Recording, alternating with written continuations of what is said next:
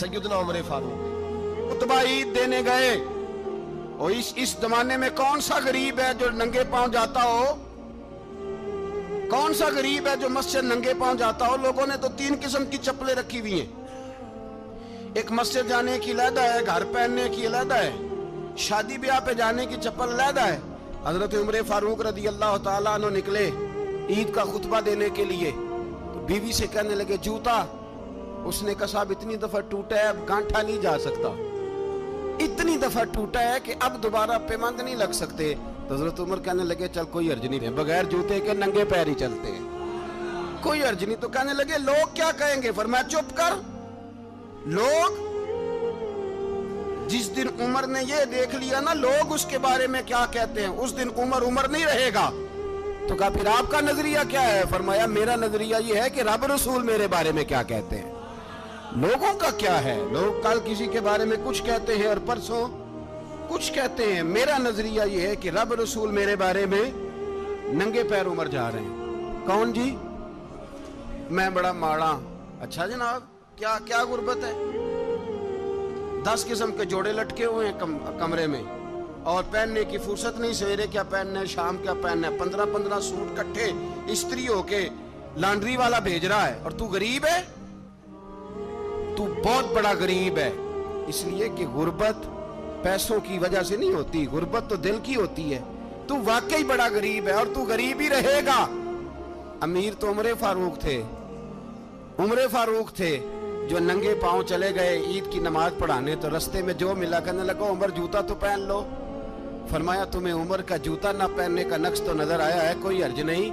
अगर उमर को कभी बताना हुआ तो वो वाला नुक्स बताना जो उमर की सीरत में पैदा हो, किरदार में पैदा हो, वो वाला नुक्स बताना। ये छोड़ो, जूते आते जाते रहते। नंगे पांव गए, पांव धोए, नमाज पढ़ाई, लौट आए। ओ भाई यहाँ तो हमारा बनाव सिंगार उतरना, जितनी तवज्जो कपड़ों की तरफ है इतनी तवज्जो कभी हमारी इल्म की तरफ होती ना, जितना ज़ौक शौक हमारा बनाव सिंगार की जानिब है, इतना बनाव सिंगार कभी हमारा इखलाकियात की जानिब होता तो मामलात बड़ी हद तक संवरे हुए होते। हजरत सैयदना फारूक आज़म रदी अल्लाह ताला अपनी जिंदगी को तरतीब दिया। एक दिन भी खिलाफत नहीं मांगी अल्लाह से। हजरत औफ बिन मालिक अशजई एक सहाबी हैं। हजरत औफ बिन मालिक रदी अल्लाह ताला अन्हु फरमाते हैं कि जनाब अबू बकर सिद्दीक का जमाना था, तो मैंने ख्वाब देखा। मैंने ख्वाब में जनाब उमर को देखा, और मैंने देखा कि कोई कहने वाला कह रहा है कि उमर वो है कि अल्लाह के रास्ते में कोई इसे जितना मर्जी बुरा भला कहे ये परवाह नहीं करता। किसके रास्ते में? बोले सारे। इसका मतलब है अल्लाह के रास्ते में लोग बुरा भला भी। कुरान मजीद ने कहा वला यखाफून लौमत लाइम, कुछ लोग ऐसे हैं जो बुरा भला कहने वालों की परवाह नहीं करते। आप यकीन करें, अगर परवाह शुरू हो जाए ना तो दीन का काम खत्म हो जाए। ना कोई तकरीर करे, ना कोई तदरीस करे, ना कोई पीरी मुरीदी करे, खत्म हो जाए अगर बातों की परवाह। लेकिन वो परवाह, हजरत औफ बिन मालिक अशजी कहते हैं मैंने ख्वाब में देखा कि उमर वो है जो किसी की परवाह, और दूसरी बात मैंने ये देखी कि उमर खलीफा बनेगा, और तीसरी बात मैंने ख्वाब में ये देखी कि उमर शहीद भी किया जाएगा, उमर शहीद भी होगा। ये मैंने 3 बातें ख्वाब में देखी। फरमाते हैं मैंने आके ख्वाब हजरत अबू बकर सिद्दीक को सुनाई, वो खलीफा थे। वो कहने लगे ठहर जा, मैं उमर को बुलाता हूँ, उसके सामने दोबारा सुनाना। उसके सामने फरमाते मैंने बुलाया हजरत उमर फारूक को, आके बैठे, ख्वाब शुरू हुआ। का एक बात तो मैंने ये देखी कि आप मलामत करने वाले की परवाह नहीं करते, दूसरा आप खलीफा बनेंगे। जनाब उमर कहने लगे चुप कर, अबू बकर के सामने ही कह रहा है, चुप कर, खलीफा के सामने ही कह रहा है। तो अबू बकर सिद्दीक कहने लगे उमर इसे कहने दो, मुझे लगता है रब की रजा यही है कि मेरे बाद अगर मुस्तफा का मिंबर मिले तो उमर को मिले, इसे कहने दो, कहने दो। यार यहाँ तो लोग डींगे मारते हैं, यहाँ तो लोग दावे करते हैं, मेरे सामने फलाने को भी बिठाओ, फलाने को भी बिठाओ, उसको क्या पता, इसको क्या पता। ये तो बड़के मारने का दौर है। हजरत उमर रदी अल्लाह ताला अन्हु को तीसरी बात कही। हजरत औफ बिन मालिक ने कहा आप शहीद किए जाएंगे, मैंने ख्वाब देखी है। नेक लोगों के ख्वाब बड़ी हद तक सच्चे होते हैं। کہا میں نے خواب دیکھی ہے. تو حضرت عمر کہنے لگے شہید تو دلیر لوگ ہوتے ہیں, شہید تو دلیر, جسے سارا زمانہ دلیر کہہ رہا ہے وہ اپنے بارے میں کیا کہہ رہے ہیں؟ کہتے ہیں شہید تو دلیر, میں تو کاہل سا آدمی ہوں, سست آدمی ہوں, میں تو اتنا کام ہی نہیں کرتا. تو یہ خواب تو نے جو دیکھا ہے نا, پھر سے دیکھنا.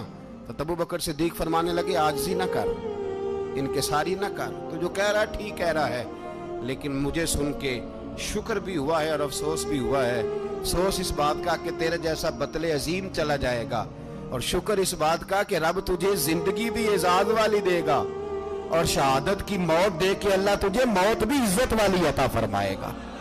اللہ موت بھی تجھے عزت والی دے گا, تجھے کاہلوں جیسی موت اللہ. حضرت فاروق اعظم رضی اللہ عنہ, بھائی یہاں تو اس زمانے کا سب سے بڑا مسئلہ پروٹوکول ہے. لوگوں کو پتا ہوتا ہے کامل پیر ہے, کامل مرشد ہے, لوگ نہیں جاتے. میں کسی کا مرید ہو جاؤں, میرا پروٹوکول کدھر گیا؟ پتا ہوتا ہے یہ کامل استاد ہے, میں اس کے پاس بیٹھوں گا تو میری تربیت کرے گا, لیکن لوگ شاگرد نہیں بنتے. میں کدھر گئی؟ یہ پروٹوکول کی مصیبت ہے نا, اس نے بڑے بڑے لوگ زیرو کر دیے, بڑے بڑے لوگ. اور یہ مت سمجھے کہ آپ کا وزیر اعظم پروٹوکول لیتا ہے یا آپ کا صدر پروٹوکول, وزراء, ایسی کوئی بات نہیں. ہم چھوٹے طبقے سے لے کر بڑے سارے پروٹوکول کے قائل ہیں. ہمارا تو داماد بھی کہتا ہے کہ مجھے پوچھا نہیں میں تمہارے گھر کیوں آؤں. ہمارا تو بھائی ہر شخص اعلان کرتا ہے پروٹوکول کا, فلانے نے عزت نہیں دی تو واپس آ جاؤ, فلانے نے سلوٹ نہیں کیا تو واپس آ جاؤ. لوگ جہاں سلوٹ کرنا چاہیے وہاں بھی سلوٹ کرانے کے قائل ہیں. پر حضرت عمر رضی اللہ تعالی, حضرت عمر کی سادگی اور پھر جناب عمر کی عاجزی, جب انسان اپنے اوپر سوار کر لیتا ہے نا, سوار کر لیتا ہے, میں بدکار پرانا خادم, کسے در ملی نی ٹوئی, تے واصف یار نے نظر جو کی تھی تے واصف ہی. میں اکثر سوچتا ہوں حضور نے جہاں بھی کہا نا, فرمایا میرے بعد نبی ہوتے تو خطاب کے بیٹے عمر ہوتے. حضور نے فرمایا عمر جس رستے سے جاتا ہے شیطان وہ رستہ بدل جاتا ہے. نبی پاک صلی اللہ علیہ وسلم نے فرمایا میرا عمر وہ ہے کہ اس کی زبان پر حق جاری ہے. حضور علیہ السلام نے فرمایا 950 سال حضرت جبریل میرے عمر کی شان بیان کریں تو ان کی عظمت ختم نہیں ہوتی. 950 سال جبریل عظمت بیان کرے تو ختم نہیں ہوتی. یہ بات ہے حضرت عمر کی. اور فرمایا عمر ابو بکر کی نیکیوں میں سے ایک نیکی ہے, یہ شان ہے عمر فاروق رضی اللہ تعالیٰ عنہ کی. حضور نے فرمایا میرے بعد نبی ہوتے تو عمر ہوتے, جس گلی سے عمر آئے شیطان رستہ بدل جائے. میرے عمر فاروق کی شان 950 سال بیان ہو تو ختم نہ ہو. عمر کی زبان پر اللہ حق بیان کرتا ہے, جو عمر کہتا ہے وہی رب کر دیتا ہے. حضور ساری زندگی فضیلتیں بیان کرتے رہے, عمر جواب میں کیا کہتے ہیں؟ کوئی بتائے نا کہ یہ والی حدیثیں کبھی عمر نے بھی روایت کی ہوں کہ حضور نے میرے بارے میں یہ کہا ہے. یہ روایتیں وہ روایت نہیں کرتے. ان سے جب لوگ کہتے عمر تیری بڑی بات ہے تو عمر رو پڑتے, کہتے میں تو اونٹ چرانے والے باپ کا بیٹا ہوں, میں تو اونٹ چرانے والے باپ کا بیٹا. اونٹ چرا, اس سے آگے عمر گئے ہی نہیں ساری زندگی, اس سے آگے لفظ ہی نہیں ادا کی. اور میں تو بھائی اونٹ چرانے والا, میرا باپ تو اونٹ چرایا کرتا تھا, 10 اونٹ تھے, میری ڈیوٹی ہوتی تھی, سنبھالے نہیں جاتے تھے, ابا ڈنڈوں سے مارتا تھا. ساری زندگی عمر حج کرنے گئے, ایک خشک تنا کھجور کا عمر فاروق رضی اللہ تعالیٰ عنہ نے اس کو اپنے کلاوے میں لیا, رونے لگے. لوگوں نے کہا عمر کیا ہوا؟ فرمانے لگے یہاں میں اونٹ چرایا کرتا تھا, یہاں میں اونٹ چراتا تھا, 10 اونٹ سنبھالے نہیں جاتے تھے. دیکھو رسول اللہ کی شان, آج ساری امت چلانے کا طریقہ عطا فرما دیا ہے. ساری نظریے سے پیار. یار پیسہ کس کو برا لگتا ہے؟ آپ جس آدمی کی 50 کروڑ کی پراپرٹی ہے اس کو پوچھیں سب سے غریب, آپ کو وہی نظر آئے گا. وہ کہے گا میں ٹائٹ ہوں. حالات بڑے, میں کئی باری پوچھے انہوں نے, میں کہتا ترجمہ بھی 10 چھڑوں کی, ہمیں تو سمجھ نہیں آتی. اور ٹائٹ حالات کون سے ہوتے ہیں جی؟ جس آدمی کا کروڑوں میں کاروبار ہے نا, اس کو آپ چھیڑے وہ رونے لگ جائے گا, رونے. تو کئی میں نے ایسے دیکھے ہیں کرائے کا مکان ہے, ان سے پوچھے صاحب کیا حال ہے، تو کہتے ہیں جتنی اللہ نے شان والی زندگی ہمیں عطا کی ہے کسی کو نہیں دی ہوئی۔ اس کا مطلب ہے خوشی بھی یہی ہے اور غم بھی یہی، اندر سے خوشی ہے، اندر سے ہی۔ تو نے اگر راضی رہنا ہے تو ادھر سے رہنا ہے، ناراض رہنا ہے تو بس اپنے آپ کو خوش رکھے گا تو ہو جائے گا۔ سارے صحابہ مل کے آئے، کہنے لگے عمر فاروق سے کہنا ہے نبی پاک کے زمانے میں تو ظاہراً غربت تھی، ابو بکر کے دور میں بھی غربت تھی، اب تو بڑا مال ہے، عمر سے سفارش کرو کہ عمر نیا کرتا پہنا کرے۔ ملکوں کے سفیر آتے، عمر وہی پھٹی پرانی چادر اوڑھ کے اور وہی کئی جگہ پہ پیوند لگے سوٹ پہن کے سفیروں کے سامنے بیٹھ جاتا ہے۔ عمر کو مشورہ دو، طے ہو گئی بات۔ سب نے جب مشورہ دے لیا تو سارے کہنے لگے یہ بتاؤ شیر کی مونچھ کو ہاتھ کون لگائے گا، کہنا کس نے ہے، بندہ بھی تو ڈھونڈو نا۔ نے کہا جناب میرا یہ خیال ہے کہ مولا علی شیر خدا کہیں گے، کیونکہ جس شخص کی عمر کو سب سے زیادہ حیا کرتے دیکھا وہ شیر خدا مولا علی ہے، رضی اللہ تعالی علی کہیں گے، اس لیے کہ جناب علی تو کئی دفعہ جب گفتگو کرتے تھے تو حضرت عمر چپ کر جاتے تھے اور فرماتے تھے علی نہ ہوتا تو میں ہلاک ہو جاتا، تو کہا علی سے کہو۔ جناب علی شیر خدا کو بلایا، کس کام کے لیے جی؟ اللہ اکبر۔ یہ ذرا اپنے اس دور پہ اس بات کو ذرا لاکا جناب ان سے کہیں کہ زیادہ نہیں، ایک کرتا نیا پہن لے، سفیر آتے ہیں وزیر آتے ہیں تو ایک کرتا نیا پہن لے۔ حضرت علی کو بلایا، آپ فرمانے لگے کوئی اور بات ہوتی تو میں کہہ دیتا، یہ والی میں نہیں کہہ سکتا، کوئی اور ہوتی تو میں عمر کو کئی دفعہ کہہ دیتا ہوں، جلال میں بھی تو سن، یہ والی میں نہیں کہہ سکتا، میں تمہیں ایک مشورہ دیتا ہوں۔ کہا وہ کیا؟ کہنے لگے سید عائشہ صدیقہ سے کہو، وہ مومنوں کی ماں ہے، عمر ٹالے گا نہیں۔ اماں جی سے جا کے کہا اماں جی نیا کرتا عمر سے کہیں پہن لیں، وزیر آتے ہیں بڑے بڑے لوگ تو چلو کوئی عرض نہیں۔ اماں جی نے کہا اچھا کوئی بات نہیں میں بلا لیتی ہوں۔ جناب عائشہ نے پیغام بھیجا، جب خادم نے کہا نا مصطفیٰ کے گھر سے پیغام آیا ہے تو 20 لوگ بیٹھے تھے، عمر کانپتے ہوئے اٹھے، کانپتے دوڑے۔ حضرت عائشہ پردے میں تھی تو فرماتی ہیں عمر اتحیات کی حالت میں بیٹھ گئے۔ کہا اماں جی دیر تو نہیں ہو گئی مجھے آنے میں؟ کہا نہیں ٹائم پہ آ گئے ہو، کس لیے بلایا تھا؟ کہا عمر دیکھو غربت کے معاملات اور ہوتے ہیں، جب اللہ آسانی دے تو کوئی چیز استعمال کرنا حرام نہیں ہوتی، اگر حرام ہے تو بتاؤ۔ کہا نہیں اماں جی حلال ہی ہے۔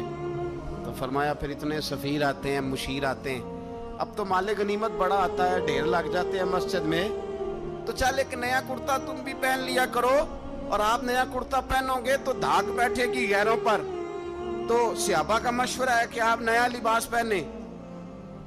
اماں جی کہتی ہے میں نے حکم دیا تو عمر چپ کر گئے، گردن جھک گئی۔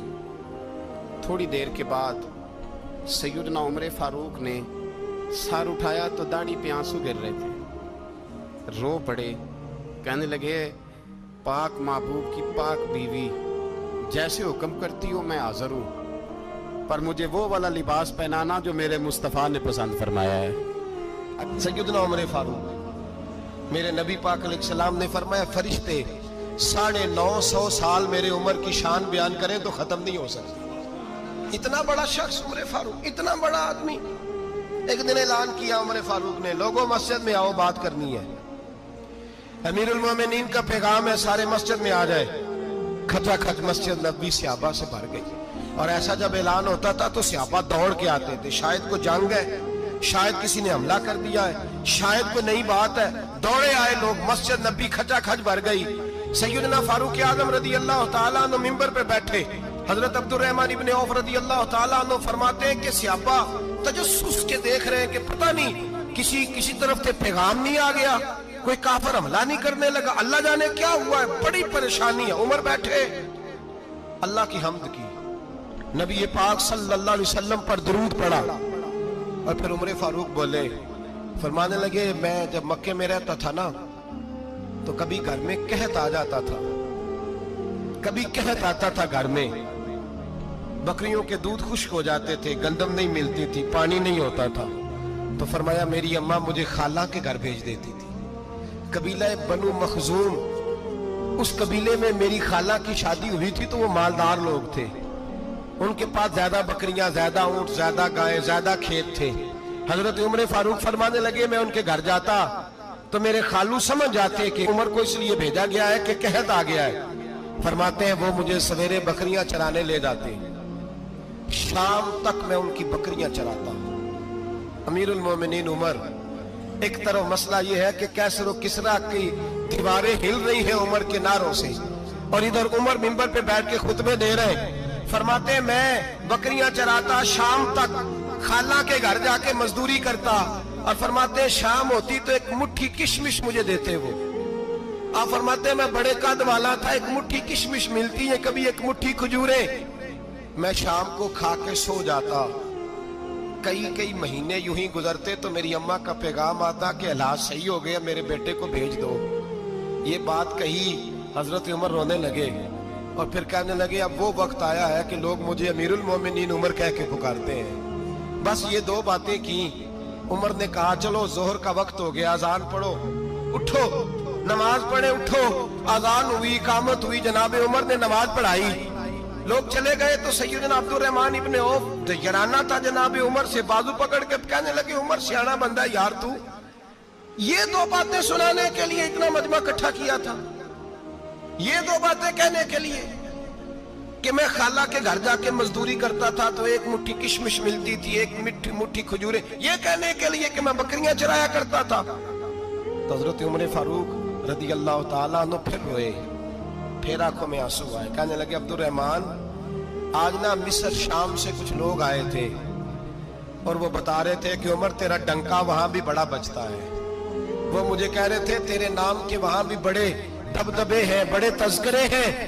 तो मेरा नफ्स मुझे कह रहा था उमर देखा तू यहाँ बैठा है और वहां तेरे नाम का शोर हो रहा है, मुझे इसने बड़ा किया है। तो मैंने आज मुस्तफा के सारे गुलाम इकट्ठे करके अपनी औकात बता दी है। मैंने अपनी औकात बताई है कि मैं कुछ नहीं, कोई शय नहीं, कोई चीज ही नहीं, असी किसी से कुछ नहीं जे लगदे, ना कोई साडा दर्दी। मैंने बताया है कि मैं तो किसी के बकरियां चरा के एक मुट्ठी किशमिश लेके गुजारा किया करता था। गुजारा मुझे मेरे कुछ साथी ना ले गए गुजरांवाला सर्दियों के मौसम में, मुझे कहने लगे स्वेटर पसंद कर ले अपनी मर्जी का। तो मैंने कहा यार मुझे तो वही मजा आता है जो मेरी अम्मा क्रोशिये से बनाया करती थी, वही वो पहले अब्बा पहनते थे, फिर वही स्वेटर बड़ा भाई पहनता था, फिर हमारे खाते में आ गया। और फिर उसकी तारीफें होती थी गुर्बत छुपाने के लिए, उसकी तारीफें होती थी बड़ी मेहनत से बना है जी, क्या बात है, बड़ा गर्म है, तो अब छोटे भाई को दे दिया जाए। हमने कहा वही जमाना देखा है, वही रंग देखा हुआ है और उस पर फख्र है। अब तो लोग जब कुछ हो जाता है ना, दो चार लोग जानने लगते हैं तो लोग फटाफट दावा कर देते हैं खानदानी रईस आज़म हूं, बड़ी बात है। ऐसी कोई बात नहीं, जिसको अपना आप याद रहता है उसे खुदा भी याद रहता है, जिसे अपना आप याद रहता है उसे रसूलुल्लाह भी याद रहते हैं, जिसे अपना आप याद रहता है उसकी नजर में दूसरे लोग भी कुछ होते हैं। मैं उम्रे के लिए हज के लिए जाता रहता हूँ, रब मुझे अपने फजल से बुला लेता है। तो मैं एयरपोर्ट से नीचे उतरा तो एक साहब मेरे जानने वाले थे, दौड़ के आए और मुझे कहने लगे क्या बात है, सुना है इस दफा आप सऊदी एयरलाइन से आए, सीधा मदीना शरीफ आए, क्या बात है आपकी। और मैंने कहा साहब छोड़ दें, मैं भी जब पहली दफा आया था तो मैं भी बड़ा घूर घूर के एयरपोर्ट देखता था, मैंने कभी देखा जो नहीं था, मैं बड़ा घूर घूर के देखता था, कोई ऐसी बात नहीं है, ये निजाम कुदरत है, बादशाह के फैसले हैं, वो जब चाहता है जिस तरह के चाहता है फैसले फरमा लेता है। तो ये उसके फैसलों की बात है।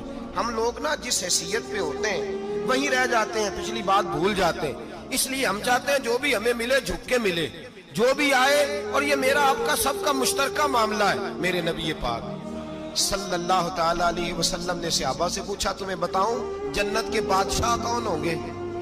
जन्नत के आम लोग नहीं, जन्नत के, बोलिएगा जरा, जन्नत के अल्लाह बादशाह। जन्नत में तो जाना बड़ी बात है, हुजूर जन्नत का भी बादशाह। इब्ने माजा में लफ्ज है, तुम्हें पता है जन्नत के बादशाह कौन होंगे? तो मेरे मुस्तफा करीम सल्लल्लाहु ताला अलैहि वसल्लम के गुलामों ने कहा हुजूर हमें नहीं पता। तो हुजूर ने फरमाया जन्नत के बादशाह वो लोग होंगे जिन्हें दुनिया में कोई भी नहीं जानता था, जिनके कपड़े सादे होते थे, जो गरीब लोग होते, جو سفارش کرتے تھے تو ان کی قبول کوئی نہیں کرتا تھا، جو کسی کے ساتھ جاتے تھے تو ان کو مانتا کوئی نہیں تھا. وہ جنت کے بادشاہ ہوں گے، بادشاہ. اور فرمایا قیامت کے دن جب لوگ انہیں دیکھیں گے تو ان پر فخر کریں گے، رشک کریں گے، کہیں گے کیا بات ہے تمہاری. یہاں تو شوق ہی بڑا ہے. غریبوں نے بھی پوسٹر بنائے ہوئے ہیں، ڈاکوؤں، لٹیروں، چوروں کی تصویروں کے ساتھ لگوائے ہوئے اپنے آپ کو بڑا کرنے کے لیے. عاجزی اختیار کریں، عاجزی اختیار کریں، اپنے آپ کو مٹانے کی کوشش کریں. رب کریم کے بندے آگے بڑھ بڑھ کے اپنا آپ دکھاتے نہیں. بڑا شوق ہے، پہلے فوٹو کھچا لو، باقی باتیں بعد میں ہوگی. پہلے ویڈیو بنا لو، باقی کچھ اور بعد میں ہوگا. پہلے اب تو پرسوں ترسوں مجھے ایک مولانا کہنے لگے کہ آپ سے میں نے، وہ یہاں جمعہ پڑھنے آتے ہیں کبھی کبھی، میرے دوست ہیں، کہتے ہیں آپ سے میں نے سنا تھا کہ اگر کوئی نبی پاک کا فرمان ہے، اگر کوئی نذرانہ دے تو اس کو لے لو، اگر کوئی تحفہ دے تو اس کو، حضور نے فرمایا لے لو اگر تمہیں کو دیتا ہے، اپنی مرضی سے، مانگنا منع ہے. کو دے دے تو لے لو، ورنہ ایک وقت آئے گا تم مانگو گے تمہیں ملے گا نہیں. جب کو دے دے تو لے لو. کہنے لگے آپ نے کہا تھا کو دے دے، تو اس وقت سے میں، کوئی سوٹ دیتا ہے مجھے میری مسجد کا نمازی تو میں لے لیتا ہوں، کوئی مجھے کوئی اور شے دیتا ہے تو میں آپ سے سن کے. تو اگر میری مسجد کا نمازی سوٹ پکڑاتے ساتھ فوٹو بھی کھینچے تو پھر میرے لیے کیا حکم ہے.